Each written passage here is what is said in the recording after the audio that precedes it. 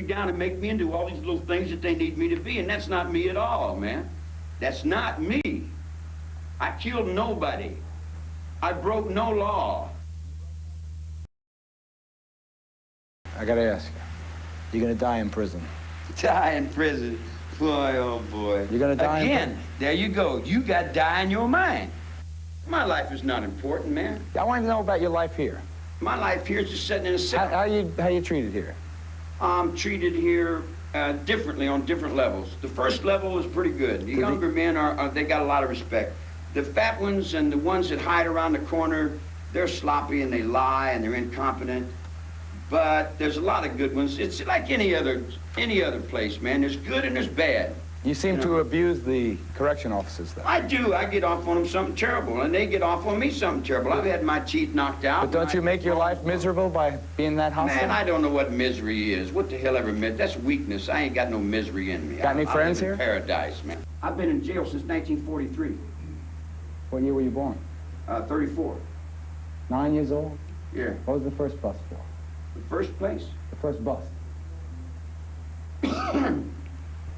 My mother got out of jail.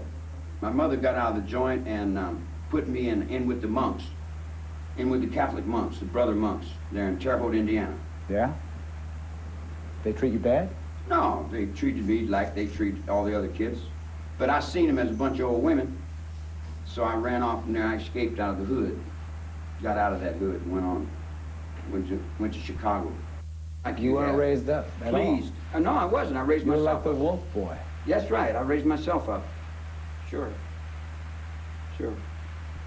I got a different way of doing everything. I got my own way, you know. Does that make me bad? Makes you violent and bad, yeah. I'm only as violent as I have to be. If I don't have to be violent, I'm not. But I was raised up to where if you didn't fight, you got If you didn't fight, you got taken away and your stuff was taken away. And I got 40 years of fighting in here. I can't read and write, but I can fight. I didn't have no parents.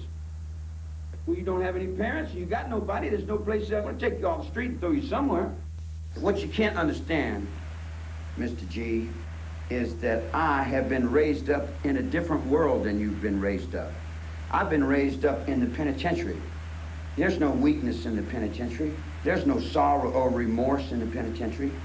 You come to the cell and you go in and you find Jesus or you don't.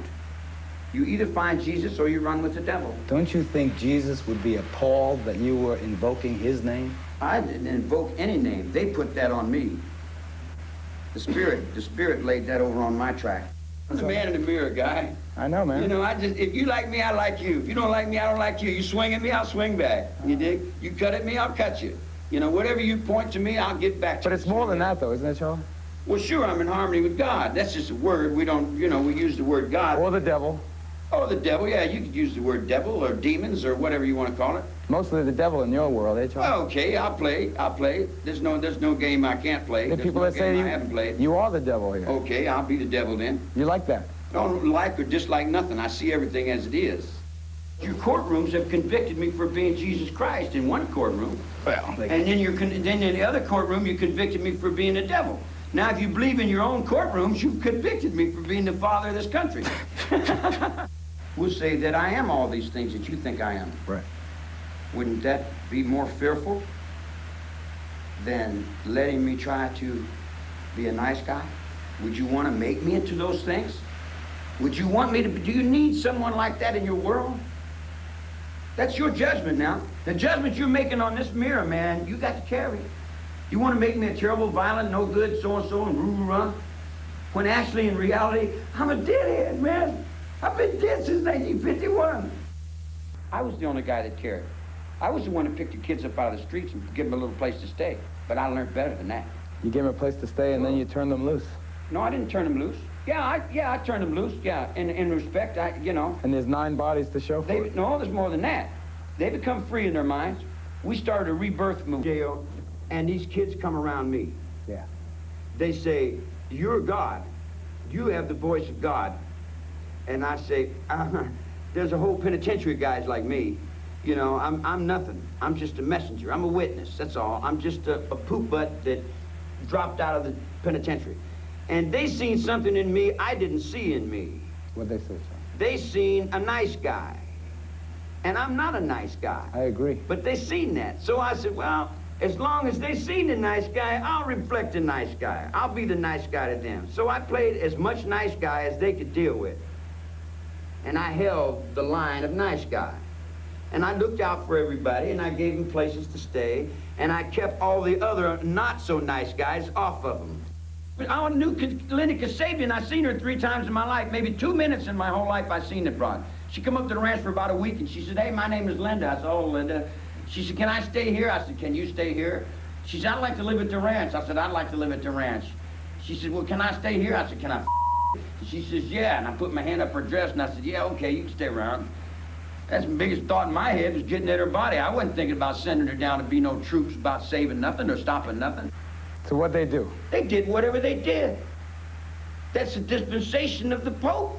It's the same thing he does with the cardinals, man. It's the same thing they do with the committee. Did you tell those women to kill somebody?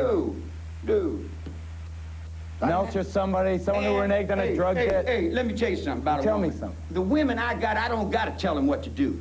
If I got to tell them what to do, I'll set them up on the highway and get them away from me. I don't deal with women I got to tell them what to do. They know what to do. If they don't know what to do, they better stay away from me. And in your case, they knew to kill. They knew to take care of me. They knew to kill for you. They knew to look out for number one. They knew to kill for you. No, kill. They knew to kill pregnant women. I'm a lizard on a rock, man. I'm a coyote or a bug in the bushes, man. Why I got to be I don't live in that world you live in. I wouldn't, I don't have nothing to do with that world. I drove them Cadillacs through. So you got to realize I live in a very violent world. The violence has always been around. I'm in the eye of that, been in it all my life. So I keep it off of me with motions and force fields, dig? In other words, I don't really get involved in that because I don't lie. I've sat in that cell 18 years. If you sit in that cell 2 weeks, you'd be banging your head on the wall. You're right. Yeah. So you come and live with yourself in a little old square box for 18 years with everybody getting down on you. And they haven't touched me, man, because I know what I did. I don't break laws. I make laws. I'm the lawmaker. I'm the one that laid the track down. They drive the train. I lay the track. I make the laws. If I take this chair and I knock that light down, I'll make a whole new procedure with it. Yeah. I make the laws from here.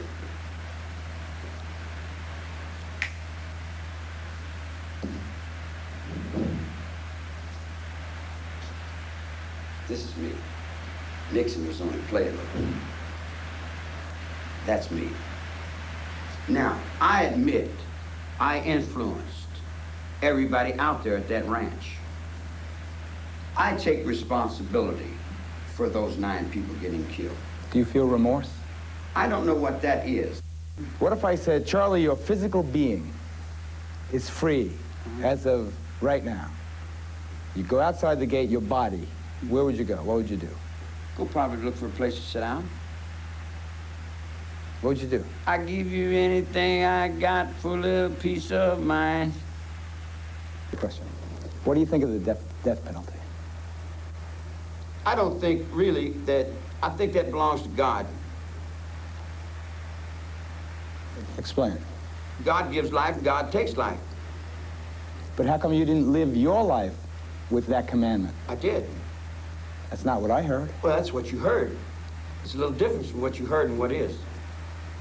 Do you feel fortunate that you survived because the law is declared unconstitutional? There was no doubt in my mind I would survive. I'm in harmony with the truth. I didn't kill anyone. I haven't denied too much of the crime that has been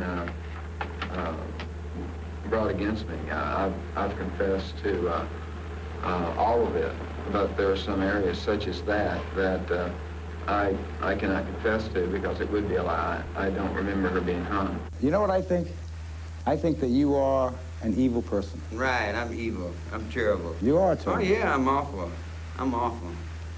You're a murdering dog, Charlie. Oh, I'm a terrible dog. I'm a fiend. You're a mass murdering dog. A mass murdering dog. And where did you get these ideas? You left a trail of dead bodies. Leave a trail of Come dead on, bodies, Charlie, man. stop hitting me. Okay. Really? Okay. You're a damn evil person and you're a murderer. Come on, feel. No, I mean, I get pissed off, man. I can play, but I get pissed off, man. Get him, Ghost. Let me ask you. I was the male at the crime.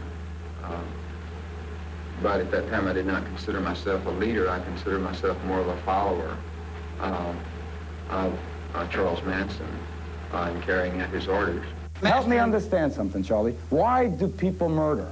Why did those girls murder for you? Why did Tex Watson murder for you? Murder for me? You told them to. No. Come back, D.A. Come back. That's not reality. What is? No, reality is they did what they did. They're responsible for their own actions. I'm responsible for my actions. Ever kill anybody?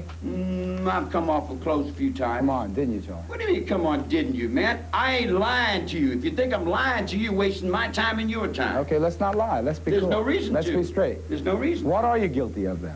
I'm guilty of, what am I guilty of? I'm guilty of thinking that I had rights in a courtroom. That's what I'm guilty of thinking. And you're either going to have to give me my rights in a courtroom or you're going to have no courtroom. Why is... You're going to have to give me my rights. I heard that already. You know. Murder. Murder. Why is it so common? Because you're out of balance. Your social consciousness is out of balance. Don't give me that line, please. The premise of your reality sets in the judges' benches, man. The judges' benches represent crime. The police they do the will of the judge. The attorney general does the will of that. The governor does the will of that, all the way up through the Pentagon, all the way up to where the bombs drop off on the rice farmers. It all starts down here in the courtroom. Is it easy to take a life? I never took anybody's life. Is it easy to stick a knife in somebody's body? I generally don't stick people. I cut them a couple times first and make them show them that I can, but I've never really stuck anybody, not stuck my knife in them. I cut them a couple times, show them I could, and then tell them, you know, don't make me do this no more. Susan Atkins come home to you, bloody hands. Yeah, She says, Charlie, look what I did for you. yeah. I give you the world. I just killed myself, and I give you the world. So, how'd you react? I say, you dumb I already had the world. You just put me back in jail again.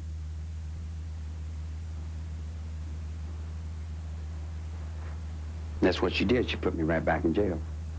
If I was guilty of something, and after all the pressure they put on me, and they put that medication on me and all the doctors and drugged me up and down the hallways and done everything they could do to kill me, I've had this whole country down on me trying to murder me for all kinds of different, everything they don't understand, what they don't know, what they can't realize. Every little insecurity they got, here they come, bringing it to me.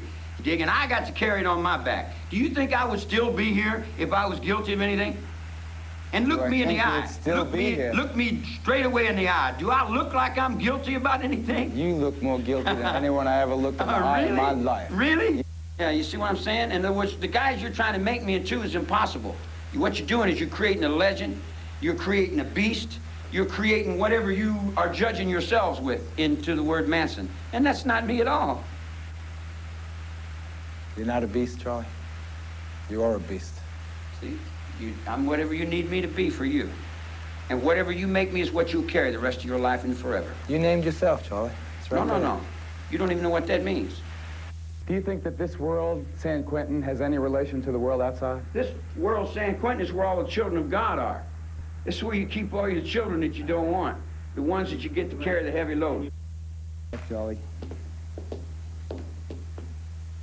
You didn't bring the guitar. They wouldn't let us. They wouldn't let you. We brought it, but they wouldn't These let us locks bring were it. for you, man. Hey. Damn, man. I don't want to pick on you. Still don't communicate. Hey, we talked about what I did. You want to talk about what I could do? I could do just about anything I want on my road. I could send for your head and put it in a box if I wanted.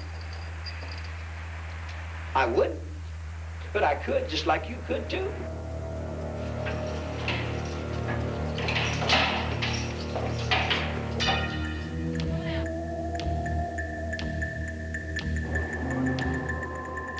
Hogs, and I'm going to chop up some more of you. I'm going to kill you as many as I can. I'm going to pile you up to the sky. I figured about 50 million. If I could get about 50 million of you, I might be able to save my trees and my air and my water and my wildlife.